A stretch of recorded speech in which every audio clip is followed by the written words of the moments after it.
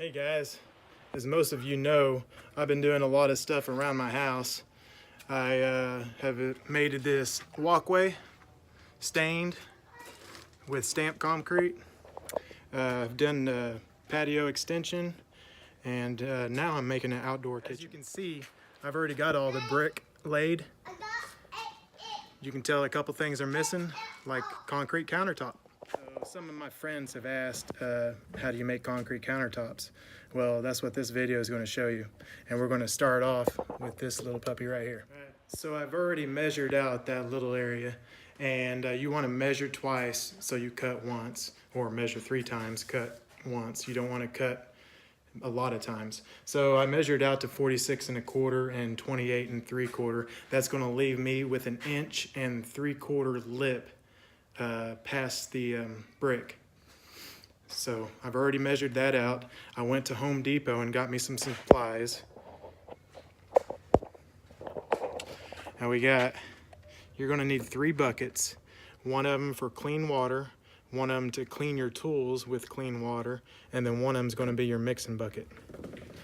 Tools you're gonna need is a trowel. You can find a cheap one. You're gonna need a mixer, and then this is your bucket scraper. You're going to get everything out of the bucket. And you're going to need some adhesive to put the concrete countertop on top of whatever you're going to put it on. You're going to need silicone, and you're going to need WD-40, some glass cleaner with foaming action, and if you want to do coloring in your concrete, because I'm going to make mine black or charcoal, whatever, you can do that. Get these type of screws. They make it easier. You don't have to pre-drill. You just use these. They got the flat heads. They won't split the wood or anything like that. So get these type, the 1 1/4 inch.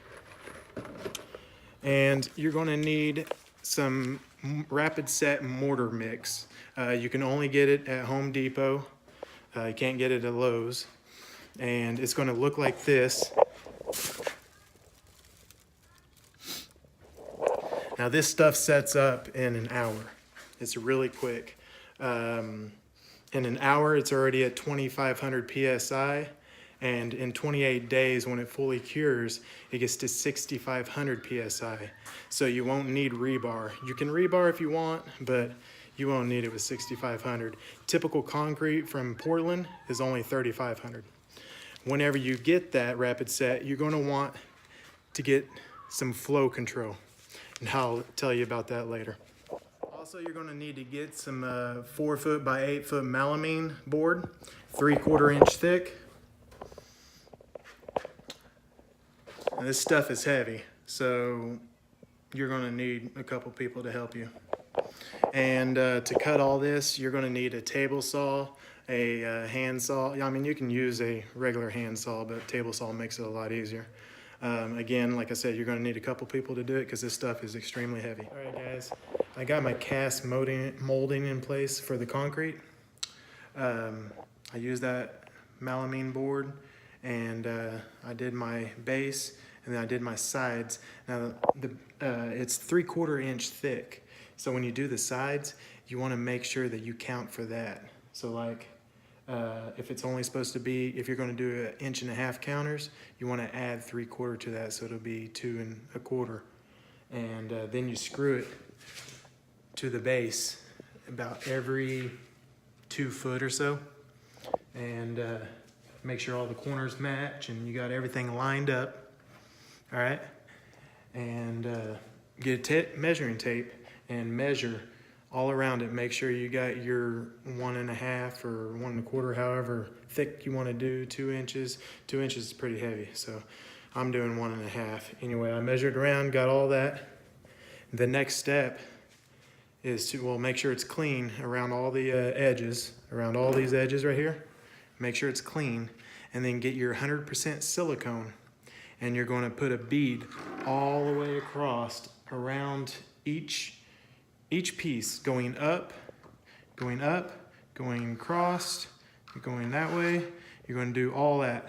But I'm not going to do that right now because I'm getting a little fancy with mine. I got some Cove molding from that I got at Home Depot, and I'm going to put a molding all the way around it. And I did Cove molding 90-degree cuts. You can YouTube it and figure out how to do it. It just makes it look seamless and stuff. So you stick those in like so.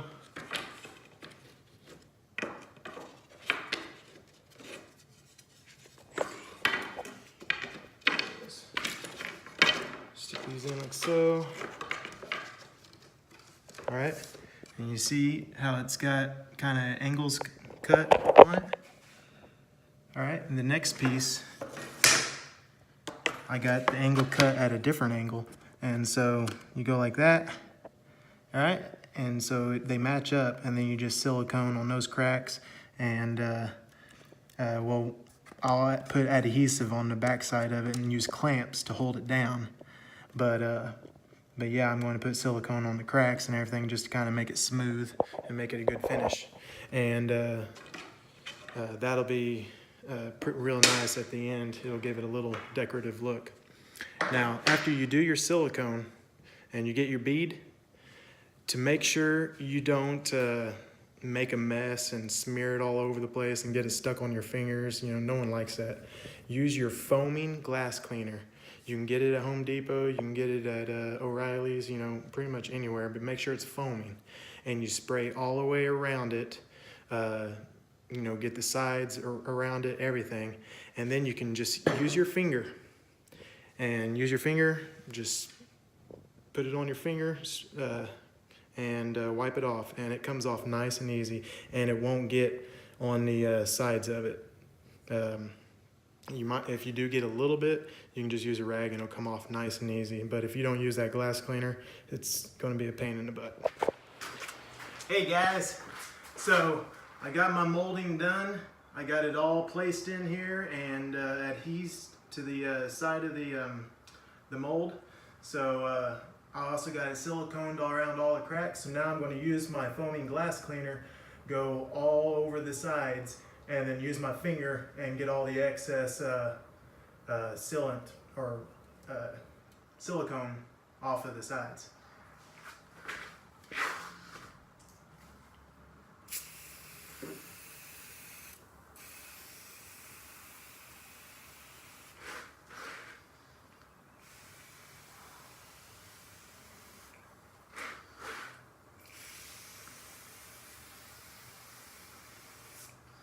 Makes it a whole lot easier.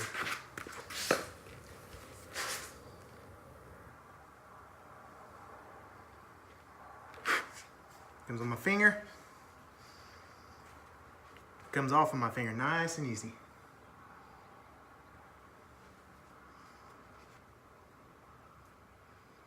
And what this does is gives it a little rounded edge so it's not so sharp. So no one's going to cut themselves, or if a kid's going to bump into it, they're going to hurt themselves regardless, but it won't be sharp. So, and with my two boys, definitely need it.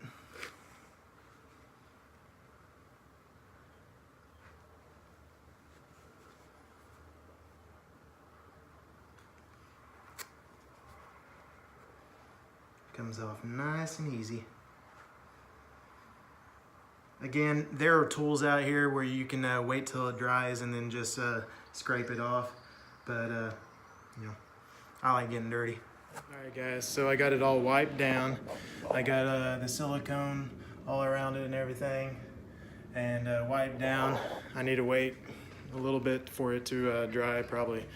Since I got to work tonight, I'll just let it dry overnight, and I'll pour cement in the morning. If you're going to do the molding, you can do any molding that they have out there. Be creative if you want to. I just did that molding, but you can do crown, you can do whatever, and it'll look nice. But if you go to Home Depot or Lowe's, Home Depot is cheaper. You can get little clamps like this for $1. So you're going to want a lot of those to just clamp it up there to hold it in place, especially if you're going to do a curved one. But it'll look really nice. And like I said, they're only $1 at Home Depot. They're like 2 something at Lowe's. So unfortunately, Lowe's is closer to me, so I went there.